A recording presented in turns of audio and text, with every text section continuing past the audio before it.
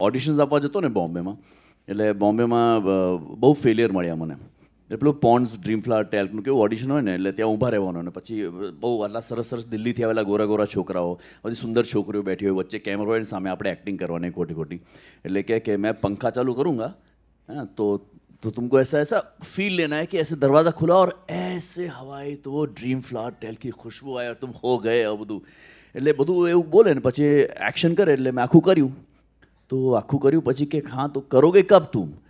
એટલે મેં કીધું કર્યું તો ખરા મેં. એટલે પેલું કે મને ફીલ દેખાયું નહીં આમાં. એટલે મેં કીધું ફીલ તો કર્યું મેં. એટલે અંદર ફીલ કરવું અને સામે દેખાવાની વચ્ચેનો જે અંતર હતો એ પછી થિયેટર કરીને પછી ખબર પડી કે સાલું આ તો શીખવું પડશે.